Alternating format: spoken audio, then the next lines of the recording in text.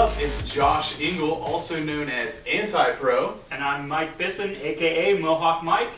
And we're here coming at you with the Reload from BossFight TV. The Reload is actually going to be a weekly esports show where we're going to sit down and we're going to analyze what's going on in the esports scene. We're talking tournaments, team changes, anything. So let's go ahead and get started, and we're going to jump right into the GSL. Right on in there. So basically, in the code S, the very interesting part about it is in the finals, Jock G and Lenok ended up in the finals. Funny thing is, Lenok grabbed his code S spot by winning MLG Providence, which was one of his first major wins, and Jock G was pretty much, no one thought he was going to win. Everyone was like, like even Artosis before the finals even started, he pretty much said, "Hey, I didn't even think this guy had a chance." So they play, and Jock G takes the win, to everyone's surprise. What was that? That's the hash mark for the win. Okay, whatever, man. Okay. Moving right on into Dreamhack, sticking with StarCraft 2. Dreamhack, right? Huge tournament, one of the biggest LANs, or should I say the biggest LAN. The biggest LAN in the world. They got a world record, biggest LAN, most PCs, and fastest internet connection. What was it, 120 gigabytes per second or something like that? That's what the fastest it was clocked at. Oh my god. Day 9 did like a speed test thing for it, and it was insane. I think he had like 90 up and like 70 down, or 90 down and 70 up or something. Oh, it was, ugh. I wish I was crazy. there. It was insane. But there were some huge names. You have White Ra, Huck, Naniwa, basically all the big players, right? The semifinals were pretty intense, including a team kill with Team Liquid. You have Liquid Ret, and you also have Liquid Hero, Protoss versus Zerg. And the interesting thing with a team kill matchup is the fact that these players play together all the time. So they have to kind of think outside of the box and pull out some random strategies that you might not see in a normal game. Yeah, you can't use the same style of play that you use against your teammate every time. So that's when it gets really exciting, because then you get these wild out strategies that it's crazy nobody knows about, because the players, not even during their live stream will they do something as wild as that. They've got to really pull out and do something new, right, and creative and resourceful. Right, which, I mean, players in general are used to switching their strategies around because a lot of players, like you said, like when they live stream, they're doing strategies that they're not even planning on using in tournaments. But regardless, Hero ends up taking Red out. There are a lot of really close games to be expected. On the other side of the finals, we have Puma and Night End. The thing about Puma is the fact that he's known for his 1-1-1 build. And Night End knows this, so he actually made a lot of his builds to counteract that 1-1-1 build, but unfortunately, when it came to executing some of his plays, he just really didn't come out on top. So here we go, finals, right? We have Team Liquid and we have Evil Geniuses, the huge rivalry, right? What could be better, right? So the finals show up, and Hero takes an early lead. And then Puma, after Hero's up, is ready to go, game point, and he brings it back with some crazy rushes with SCVs and Marines, ends up bringing it back to the final game. Final game. All these matches are insane. And we get to the end, and it's probably one of the most intense matches I've seen in a while. Hero takes the victory, everyone's freaking out. Team Liquid, you were telling me you saw Team Liquid bombard the main stage, and it was funny because Day 9 is sitting on the main stage with his microphone, for the after game interview, which is pretty standard. But the thing is, Team Liquid wouldn't let Hero come out of the soundproof box. Right. They just bombarded him. I thought they were literally just gonna pick him up and bounce him around, carry him out of the Dream Arena, and that'd be the grand finals would be him just being taken out, carried out on the shoulders of his teammates. But they ended up, they let him come out, and it was just, he was so emotional.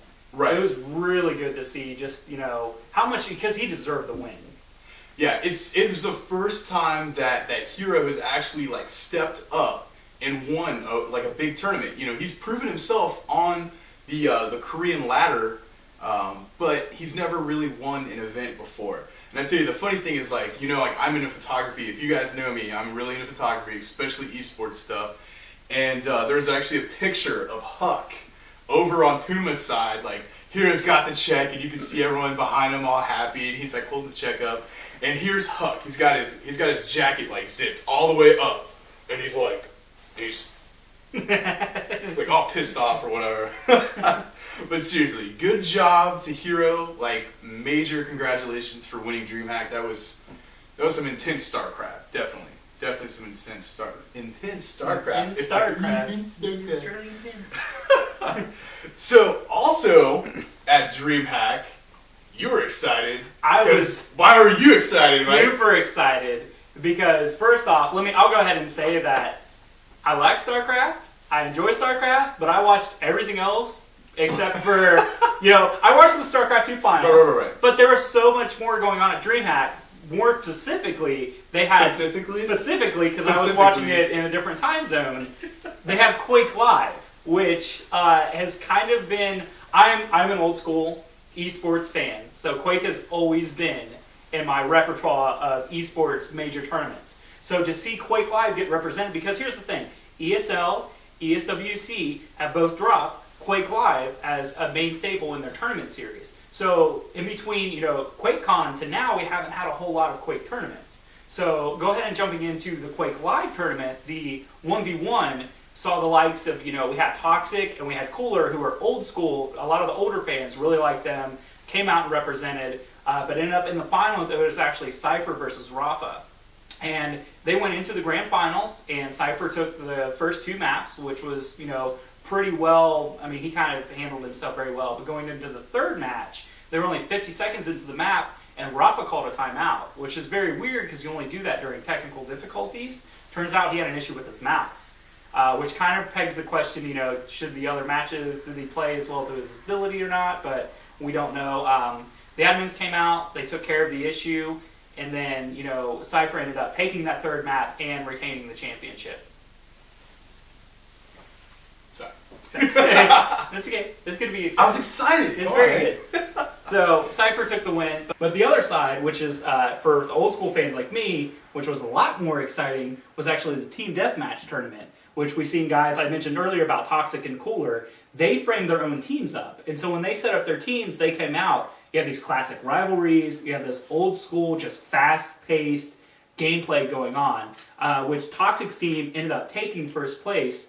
But the road that they got there was a little bumpy because Cooler's team, Team Train Spotting, who is made up of, it was Cooler, Strengths, Avic, and Cypher. They met in the quarterfinals against Toxic's team, which they were highly contested to meet in the grand finals. They got knocked out in the quarterfinals, and it was pretty evident that Cypher and Avic didn't really play super serious because they were waiting for their berth. They were trying to get their berth into the 1v1 finals because you make more money that way. It's a little more obvious, but still, get that money. Still a very good game to watch. And then the grand finals was, it's so funny because every time Toxic forms a team, they always have a hilarious name. So theirs was "See You on LAN Warping Nudgers," otherwise Colwyn is how you pronounce it, COLWN. But that was Sturmy, Toxic, Lincoln, and Wins, which, if you know anything about Quake, is a dream team. That is a ridiculous amount of talent on that team, so it's kind of obvious why they won. But they ended up facing Team 300, which had Draven, Demon, Krysa, and Sparty, which they met in the finals. It was great. Great to see Quake. Great tournament. Great tournament. Great experience. Great experience. Go Quake. Play more Quake. Yeah. Quake Live. Free to play. No LAN support, but we love it. Keep it rolling. Aren't they working on LAN support, or do they have? They had it in beta, and I think actually DreamHack was attempting to do a LAN server, but when you have like 140 gig per second connection, who needs LAN? Who needs LAN? But kind of keep it on the paces of the old school. They also had a Counter-Strike 1.6 tournament, which was, again, had a lot of big teams because this is DreamHack, a lot of money at stake. And going into it, SK Gaming was the returning champions from DreamHack Summer. So they got a very high seed going into the first round, but they actually got knocked out in their very first match. So not even out of group play, here's the favorite team set to take it all, retain their championship, knocked out from one of the lower teams who nobody had really predicted before. But in essence, you know, the other big teams were there. Going into the finals, it was Fnatic, who had a really weird road going into the finals, who normally are pretty routine and pick up their games. Every one of their series went into a third map. So even though it is best of three, we're into a third map. Right? So going into the grand finals, you would think, okay, we worked all our issues out, let's take the finals, no problem. Guess what happened? Both teams tied 1-1, go into a third map. So Fnatic, having done this all day long, goes into that third map pretty confident and narrowly pulls out the win, which is exciting to see on any level of play, but especially at Dreamhack Winter, when a lot of the pro teams showed out, was just a fantastic end to this Counter-Strike season, as now Counter-Strike Go is in the beta stages, and we'll see what happens there. Right. Well, I mean, talking about like teams coming out of nowhere, right? You know, it's amazing to see players come out of like an open bracket to jump into like the finals. Get into the fray. It's, oh my gosh, it's awesome. And something like that actually happened in Dota 2 at Dreamhack. And, you know, you have a big name, Fnatic MSI, obviously, huge name in almost any game you could possibly think of. You know, they made it to the finals. Hey, what else is new? Big surprise. Oldies, right? But there was a Scandinavian team named the Wild Honey Badgers, right? I looked at the picture of these guys, like holding up, or like I looked at the picture of these guys, and they look like everyday whatever gamers, you know, no jerseys, no nothing, just up there with their hoodies, t-shirts, just chilling out, like, hey, what's up, Dreamhack, woo! They took the victory from Fnatic MSI. They came from the bring your own computer qualifiers. Like, this is not even like, they didn't play main stage, didn't play show map, they didn't, none of that.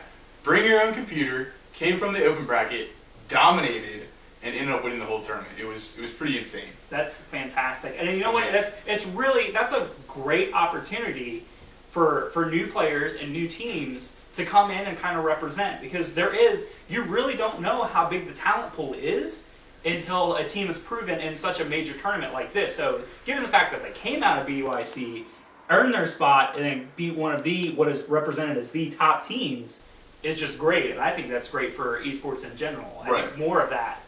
Come out and just dress normal and don't suspect anything, and then just beat the crap out of all the best teams. Right. Because it's almost guaranteed. They got sponsorship, and now they're going to be on the radar. Amen to that. Amen to that. And then also, along the same lines of the MOBA games, there was also a Han, Heroes of New Earth tournament. Fnatic, again. Surprise! You know, they've actually really proven themselves, at least in Han at Dreamhack, because they've been in the finals since its inception, literally. And they ended up going against another underdog team, Fnatic Array, from Australia. The interesting thing about Fnatic Array was, you know, they started the tournament just like, you know, almost everyone else. No one really expected them to win. And they ended up knocking out some really big name teams. So people knew that they were here to play the game. They knew they were here for the win, right? Unfortunately, they ended up losing to Fnatic MSI. They actually won the first game, so everyone's like, whoa, these guys are here to play. Upset. And MSI was like, no way. Won the next two games, so Fnatic MSI ends up taking the Heroes of New Earth tournament for first place. So good job, Fnatic Array. We hope to see you in some more tournaments and hope to see you doing well, just like the Honey Badgers. And last but not least, there was also a Street Fighter tournament going on, and I know you caught a little bit of that. So what's going on with Street Fighter at Dreamhack? I did catch that.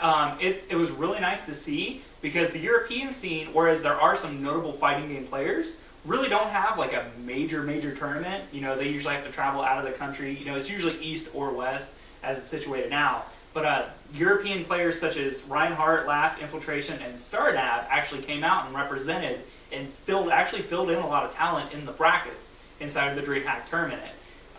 Tournament around. But anyway, you're breaking a song now. Yeah. Anyway, so Infiltration comes out of the losers finals, gets his berth into the grand finals to face Reinhardt, which Infiltration in the second series actually had his stick had a malfunction in it. So what's with people's stuff? I don't know what's going on with the USBs over in Sweden. Some high quality peripherals, guys. Seriously. So anyway, so that's just he only gave up. It was one round. So it was a brand new set. So it was one round. Ended up coming back and playing it out and reset the bracket. So got into a brand new series. And Infiltration actually beat out Reinhardt and took the competition and the title of Dreamhack Winter 2011 Street Fighter 4 Arcade Edition Champion, which is fantastic. Good jobs. So, moving on. This weekend we had NASL Season 2 Finals, the North American Star League. Now, I tell you, there's an interesting thing going into this tournament. NASL is not the most popular tournament out there. There's a few hiccups here and there, and a lot of people like to compare NASL to like the other big tournaments. Like you're talking Major League Gaming as well as the IGN Pro League, the two other like pretty large tournaments in North America. And honestly, I mean, it's not really that fair. I mean, they're kind of just getting started out. They don't have a lot of money backing them, things of that nature. There were a lot of people cite that, hey, like they don't have, the most exciting casters out there, which, I mean, you'll probably agree with me, casters, I don't want to say that they make a tournament, but having like some hyped up casters and people out there, hyping everything up, it goes a long way. Right? It's kind of how you mentioned it. It doesn't necessarily make or break a tournament, but you kind of get spoiled watching some of these other leagues and just the way that they're presented. You get used to that format. Right. And so by having these other casters, I think it's great to bring out new talent and kind of highlight some of the other people in the community. But at the same time, when you have other leagues setting the standard, it's kind of hard to break away from that and establish yourself as your own brand. So. Right. Which, there's nothing to say that, the casters at NASL aren't, doing a bad job. They're just getting out there in the big name tournament scene or whatever. And quite honestly, like in the beginning, I wasn't a huge fan or whatever, but they're really growing on me. And so keep going at it, guys. Don't listen to everyone out there. You're really going to go a long way. Dreamhack did bring in some bigger name talent. Day 9 and DJ Week casted the finals, which was really awesome. So they did bring in some more talent. There was some issues with them not having Korean players this year. There was a little bit of a boycott going on because of travel money and things of that nature. And there's some other things with the streams not being up to par and everything. But honestly, what tournament doesn't have problems with streams here to there? MLG had problems. IPL had problems. Everyone can't do it A+ all the time. But seriously, by the end of the tournament, the stream in the beginning, I do have to say, was a little bit low quality, but they stepped it up. Let me. Right, I'm gonna go ahead and here. Are you ready? We're gonna take the train back in time. Let me set the time trial. Okay, it's the year 2001, and shoutcasting has just been basically invented. It's just breaking into these eSports tournaments are just being established, and streaming is this new thing. Back in the day, you know why it's called shoutcasting? There was a program called shoutcasting. You had two different issues. You had video and you had audio. And every now and then, back in the Stone it's funny Age. because I know that people go back and they watch like those old VODs from DJ Wheat. When you hear him count down from 5, 4, 3, 2, 1, that's because you had to sync the audio to the video being broadcasted from the tournament. So for me, 360p is like, I can handle it all day long. Because, you kids are spoiled with your TVs and your instant streaming internet. And your 1080. Get off your high horse. Not every event venue is going to have perfect internet connection and allow you to sit pampered at your house and watch everything going on. Go with it. you know, there's so many more advancements being made. You know, Twitch TV is doing fantastic, and they're breaking down walls, but just stay with it. Don't gripe a terrible amount, because it's only going to get better, and you don't go through the same crap that some of us older esports fans had to. So, you know what really grinds my gears? Rant over. Continue with NASL. Seriously, if DJ Wheat sees that, he's gonna be like, yeah, rock on! Hi, Styles 519. But seriously though, like the NASL finals, like NASL really stepped up their game. Like the finals were amazing. Like it almost is too much of a shame that a lot of people didn't attend the live event. I know they were giving out a lot of free spectator passes and things like that, but their venue setup was insane. I've never seen it done before. Awesome. It was amazing. And then they had this, like for lack of a better term, it was almost like a Jumbotron setup, like a hockey arena or basketball or something like that, where they had the 4 screens, and then they had literally like 4 main stages. So they did not have a problem with chairs. Not a bad seat in the house. Not a bad seat in the house. And they had enough chairs. Had enough chairs. So that, and then the player introduction and walkout. Like sure you have tournaments like IPL and MLG, where they walk out and they might do like a introduction or whatever. They brought it to the next level. They had a red carpet. The players walked out. And they got to do it. They had to walk out to music. I'm assuming they chose their own music. So a lot of the players like walking out, like you actually got to kind of like get their like what kind of person are they, or like what's their personality like. For instance, like Liquid Chef, like he's a really cool guy. He's really nice and down to earth. And so he's walking down. He's like shaking people's hands and hugging people, high fiving, rocking out, having a good time, right? Idra. This guy, first off, he walks out to kill everybody in the world by Skrillex. Awesome, because Skrillex is awesome.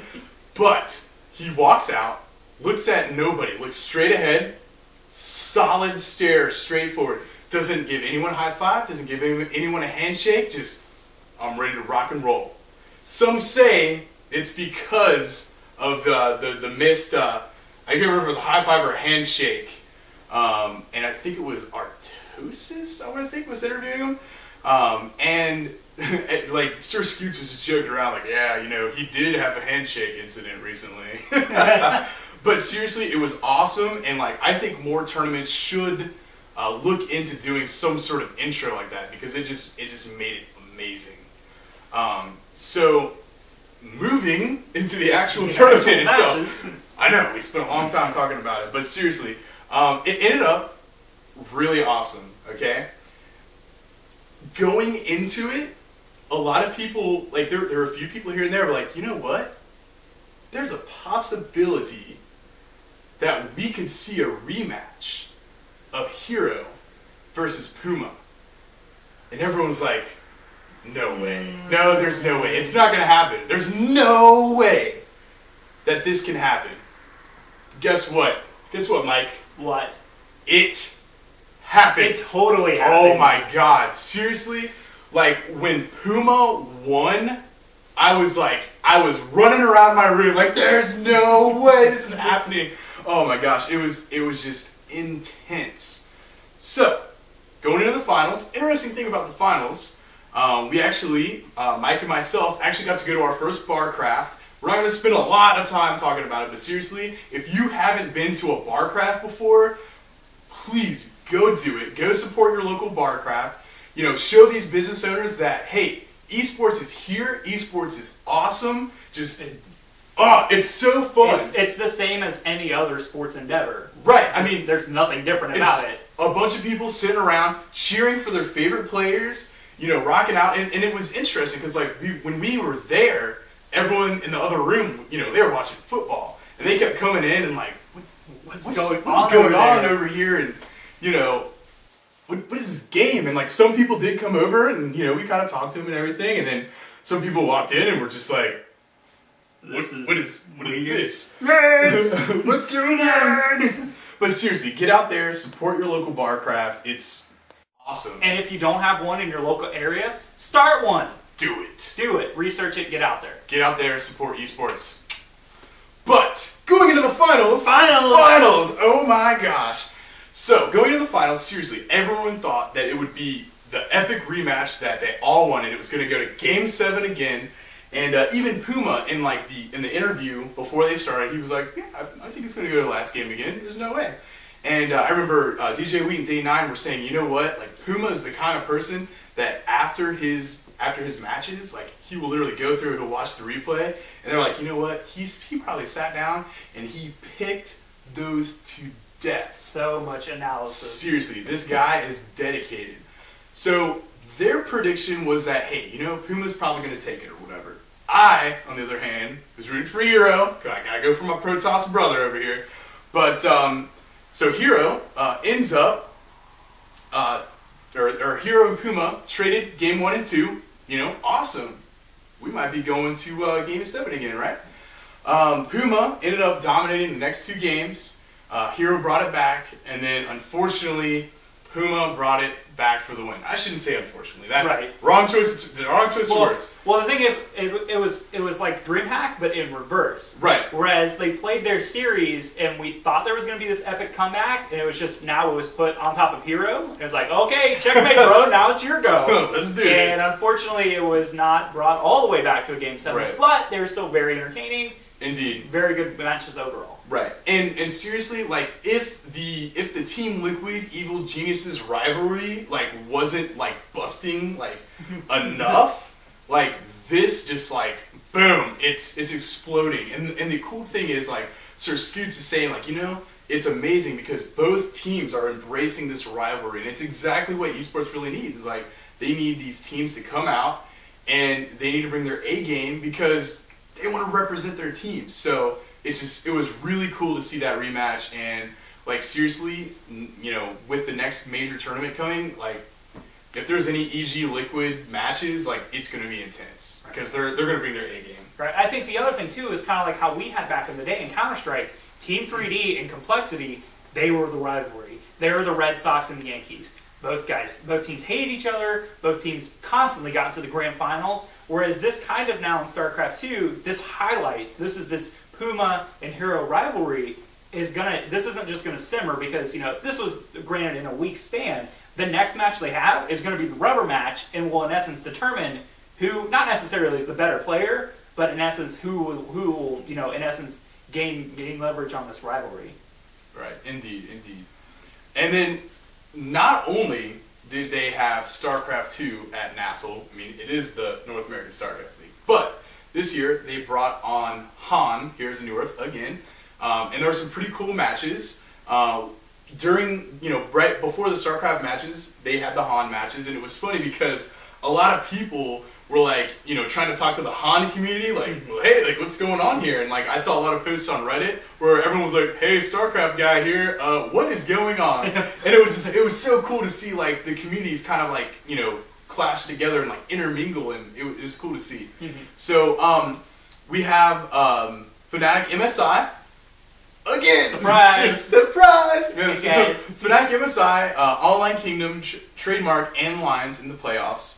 The interesting part, which if you saw, Larry, I think you saw some of the games, everyone won 2-0. Right. They were all landslide. It was kind of weird. Yeah. So OK beats MSI 2-0. Awesome. Lion 2-0 over Trademark. Lion 2-0 over Online Kingdom. And then that was for the win. That was for first place. First place, 2-0. So Lion takes first, right? The only match where someone clawed their way to one win was the third place match. The consolation game between Trademark and Fnatic MSI, which Trademark ended up taking third place, but Fnatic was like, yeah, right, bro. No you way. ain't taking all games from me. I'm defending champion. What you got? Bringing the A game. Brought it back to, you know, in essence, the series being put into the third game, and Trademark took it. But, I mean, very exciting overall because now, you know, coming from Dreamhack, now here we are at NASL, you know, relatively a week later. Again, more teams coming out from, you know, the lower brackets where previously thought that, yeah, they're okay, but Fnatic's the king and will always be on top. Not so much. Got dethroned. It's awesome, seeing these games. They're not new games, but the thing is, I don't know what it is this season. This season, there are a lot of lower. I don't want to say lower level teams, but teams that aren't as noticed, stepping it up. Right, and they're bringing their A game to these tournaments, and they're showing people that hey, we're here and we're just as serious as these big name players. So it's awesome. Mm-hmm. So going on during the same time as the NASL finals, right? Like seriously, guys, people running tournaments, like you guys need to look at check your calendar once in a while. Come on, guys. Because sometimes we want to watch everything. So going on during the same time was the NEC Philly fighting game tournament, right? Right. And that was fantastic because once again, that was just a major fighting game tournament organized really by the community. Right. There isn't this major organization that's running it and setting all the standards and everything. So it's great that NEC is this is their 12th year. Right. That's ridiculous. They've been around as long as some of these other leagues have been, and they're still out there getting the numbers and representing and drawing in the big names. So rolling in with the big names, we'll start out with Street Fighter 4 1-on-1. Which brought out, we had Wolfcrone, we had Justin Wong, and we had a bunch of other players, come in and kind of the same playouts go on again, but that ended up actually almost in the same series as I just mentioned it. Wolfcrone, Justin Wong, and Arturo Sanchez take, respectively, those are the top 3 for singles, and in the team event, it was the team of Justin Wong, Dominion, and Noel Brown who took first place, beating out PR Balrog, Wolfcrone, and Sherry Jinx for the second place. Definitely some big names. Like those are the people you kind of expect. Right, those are the people you kind of expect. But the other thing to mention too is that this is, in essence, that's kind of the between Dreamhack and NEC. That was kind of the whimper for Street Fighter 4 Arcade Edition because now that the 12 patch is going to come out, it's going to regulate the competitive play. I shouldn't say regulate, but this is going to change the game. Right. Kind of how Ultimate Marvel Capcom 3 has kind of changed the landscape for Marvel. Which, speaking of which, Josh. Oh man, there was also an Ultimate Marvel vs. Capcom 3 tournament at NEC. Who would have thunk? Or thought? Is it thunk? Who would have thought it? I thunk it. it. Thunk. Stick with thunk it. Thunk it. Thunk it. Keep it. Rock and roll. For the singles, we have PR Barlog, or I can't talk. You got it. PR Balrog, Chris G and I, and Noel Brown taking top 3 respectively. Again, these are kind of some names that you expect. You know who's the biggest name of the singles tournament? Who? Wesker. Of the top, I think it was the top 12 teams. Mm-hmm. Of the top 12 teams, I think it was 10 of them had Wesker stapled. Which I want to give a shout out. I'll go ahead and give a shout out to Chris G. And why? Because he in essence was rolling kind of a different team, a different perspective that people hadn't seen before. He was using like Ryu and Firebrand, who in essence, we haven't seen top play with them because the game is so new and a lot of online play doesn't traditionally go in that style. But he ended up switching back to Wesker, in those dire moments, which was great to see. But overall, just a lot of mix-up between, some of the new characters, some of the old characters. But at the same time, Wesker, come on, Wesker! Stop teleport, jeez! Oh, man. Rolling into the teams for Ultimate. You want to take teams? I'm going to roll into teams because you know what? I just gave the shout out to Chris G and Y. It was actually for teams. First place was Team Adden, which was Chris G and Y, Mega Man Steve, and Ray Ray, who took first place. Right. Team Wheaton Boys, which was Unknown, Hashugan, Mep, and they took out Justin Wong and PR Balrog's teams. In the series. Right. So in essence, kind of another again. I hate to keep throwing around the term, kind of shocker or upset or couldn't foresee, but at the same time. But it was an upset. I mean, everybody knows that, Team No Homo, PR Balrog, and Justin Long are going to kind of, be expected to come in and roll, but it's good. Good mix-up. They weren't rolling. That's all I'm going to say. Oh, man. So then we have King of Fighters 8. We have Reynald, The Answer, and Justin Wong. Again, top surprise. 3. Surprise, surprise. And then Mortal Kombat 9.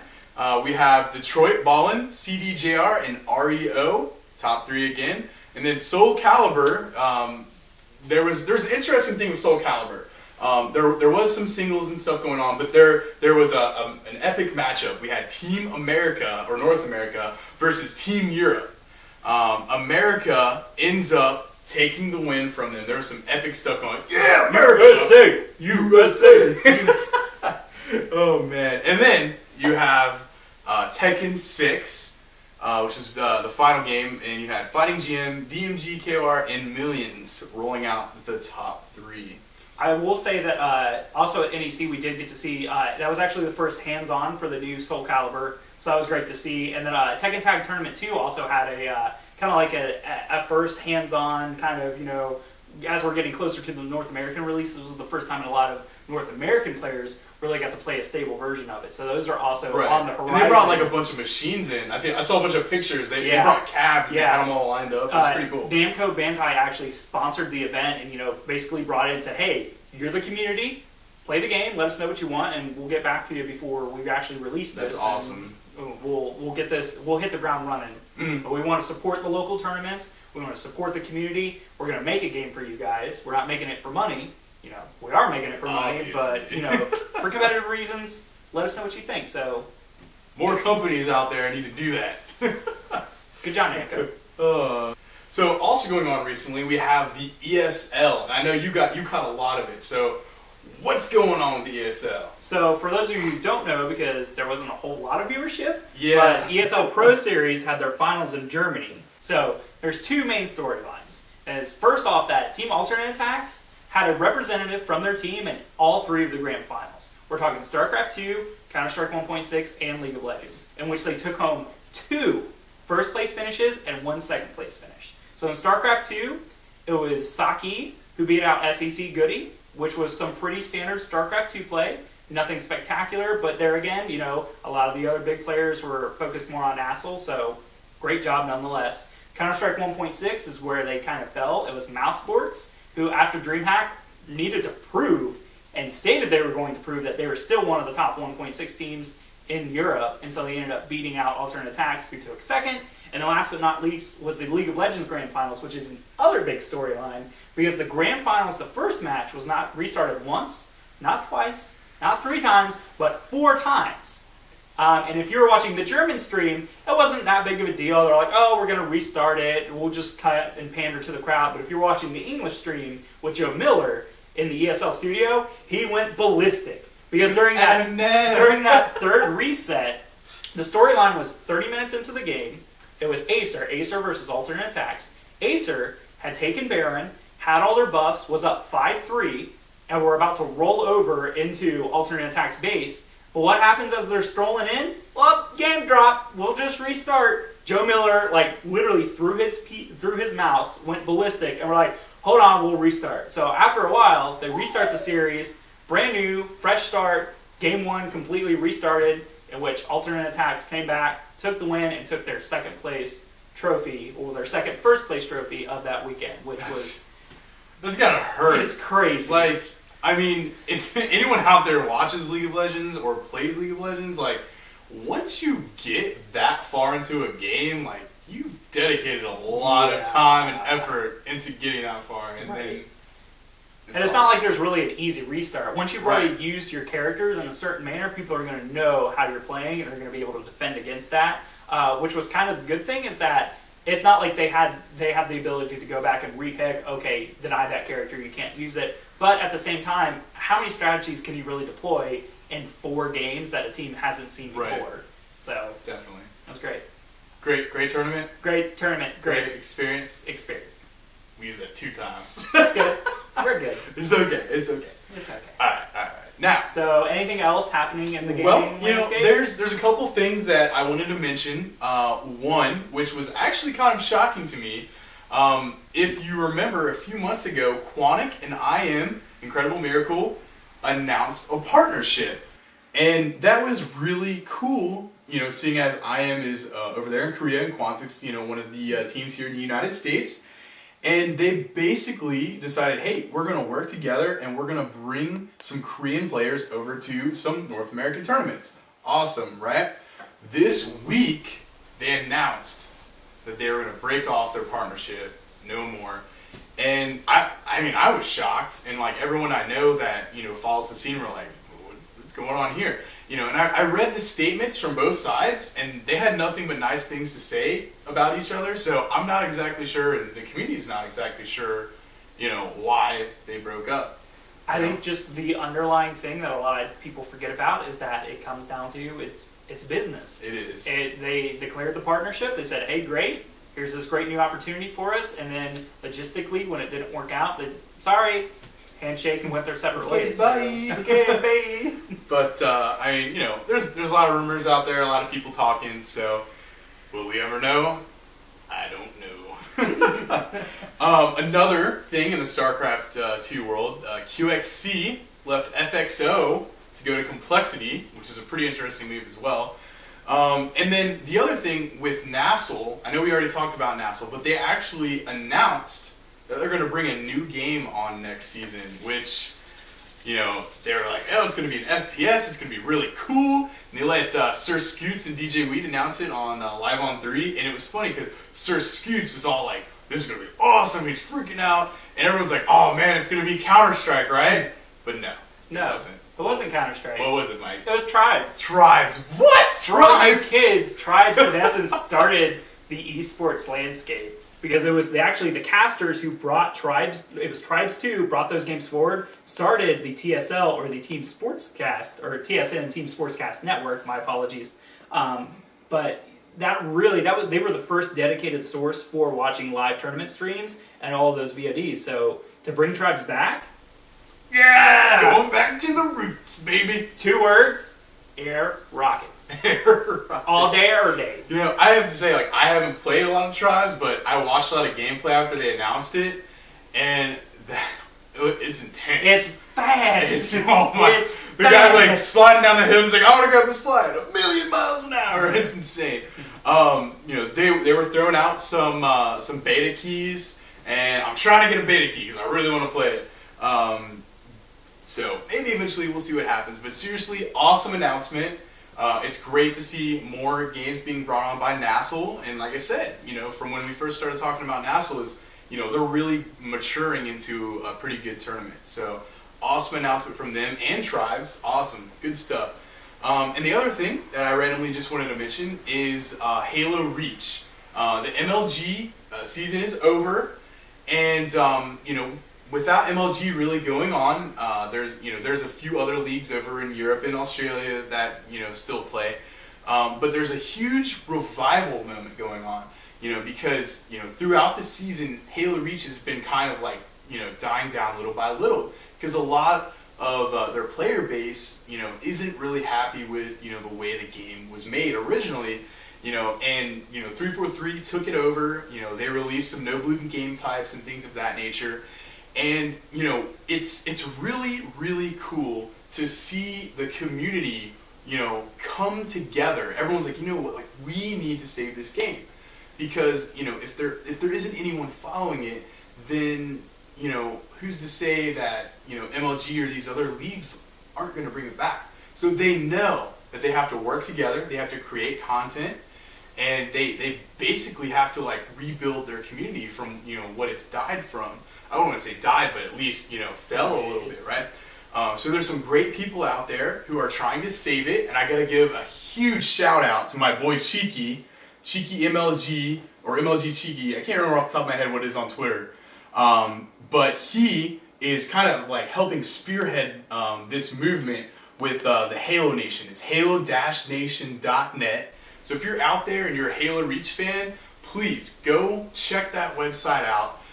Tell Cheeky, hey, awesome, thanks for doing what you're doing. And like I said, if you're a Halo Reach fan, get out there, get involved. There's a million things you can do to create content and help the community. So awesome, more power to you guys. So good luck, Halo community. Keep rocking it out. So that actually brings us to the end of our first episode. It was a little bit longer than we really wanted it to be. We do apologize. But there was a lot of things going on. There's a lot going on, guys. A lot. But I have a few things before we actually sign off. One is there's a contest going on. If you are on Twitter, follow BossFight TV, one word, at BossFight TV. If you go on our front page, BossFight.tv, there's a link that says contest here. We're giving away a mouse pad that one of our staff members got signed at MLG Providence by a lot of really huge StarCraft 2 pros. We're talking Leenox on there, Heroes on there. Wait a second, this guy's just won huge ass tournaments. And then you also have NESC. Come on now.